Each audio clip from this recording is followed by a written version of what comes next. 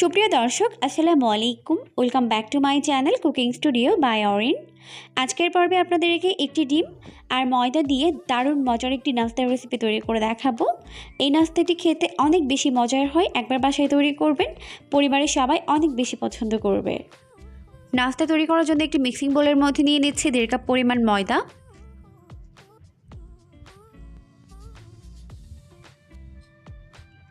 Half চামচ পরিমাণ দিয়ে দিচ্ছি লবণ, আর 2 টেবিল চামচ পরিমাণ দিয়ে দিচ্ছি চিনি।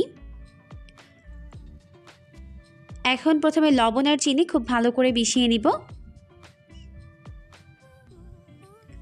মিশিয়ে নেওয়ার পর এখন এর মধ্যে দিয়ে দিচ্ছি 1 টেবিল চামচ পরিমাণ ইস্ট।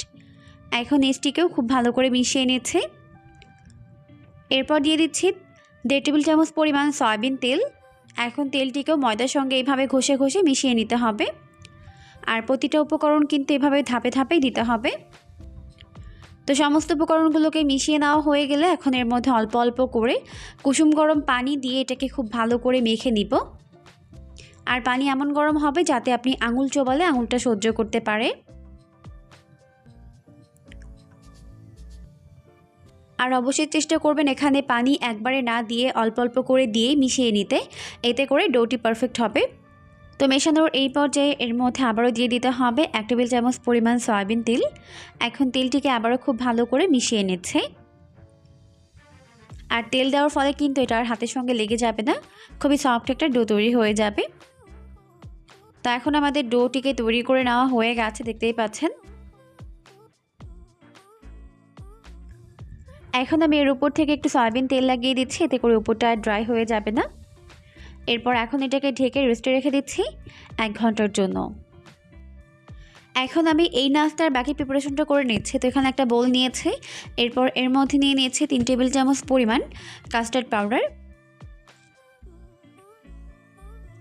হাফ কাপ দিয়ে দিচ্ছি আগে থেকে জাল করে নেওয়া দুধ। আর এটা 1/4 কাপ, তাই এই কাপের 2 কাপ দিলেই হাফ কাপ হয়ে যাবে। আর দুধটিকে আমি আগে থেকে জাল করে নিয়েছি, এরপর রুমের নরমাল তাপমাত্রায় এনে তারপর ব্যবহার করেছি।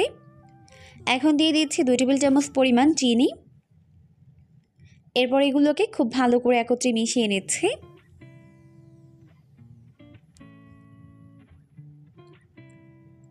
তো মেশানো হয়ে গেছে, এখন এটাকে একটা সাইডে রেখে দিচ্ছি।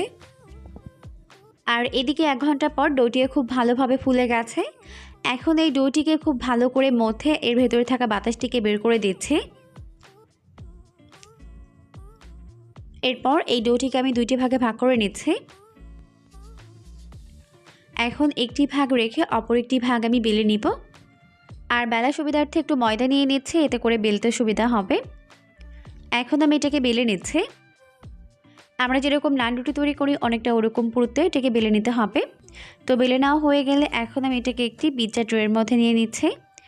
আর এর মধ্যে আগে থেকে সয়াবিন তেল ব্রাশ করে নিয়েছি। তো যদি আপনাদের কাছে এরকম ট্রে না থাকে সেক্ষেত্রে বাসায় থাকা যে কোনো স্টিলের প্লেটের মধ্যেই এই নাস্তাটিকে তৈরি করতে পারবেন।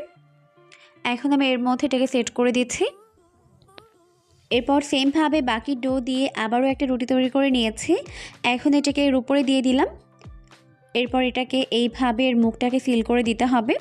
তো আমার হাতের দিকে লক্ষ্য করলে বুঝতে পারবেন আমি এটাকে কিভাবে করে নিচ্ছি।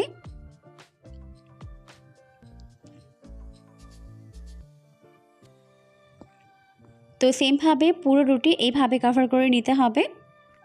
তো এখন হয়ে গেছে, আর একটা সাইডে এভাবে একটু জায়গা ফাঁকা রেখেছি।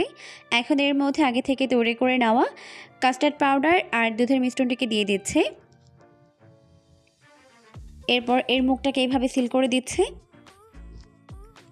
এর মুখটাকে খুব ভালোভাবে সিল করে নেওয়া হয়ে গেলে এখন এর উপর থেকে একটি ডিমের হলুদ অংশ ব্রাশ করে দিচ্ছি। এতে করে চুলায় বেক করার পরে উপরে খুবই সুন্দর একটা কালার চলে আসবে।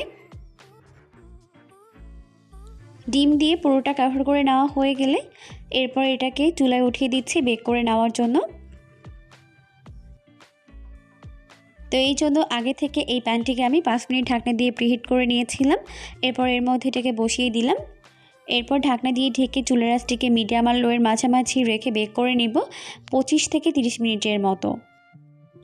এখন 30 মিনিট পর আমাদের দারুণ মজার নাস্তা কিন্তু রেডি। এটাকে এখন আমি চুলা থেকে নামিয়ে নিচ্ছি। চুলা থেকে নামিয়ে নিয়েছি আর ভালোভাবে ঠান্ডা করে নিয়েছি।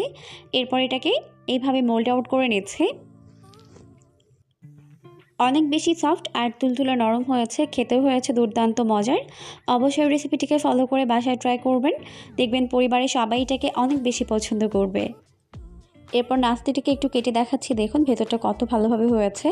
পরবর্তী ভিডিও দেখার আমন্ত্রণ জানিয়ে আজকের মতো বিদায় নিচ্ছি। সবাই অনেক বেশি ভালো থাকবেন। আল্লাহ হাফেজ।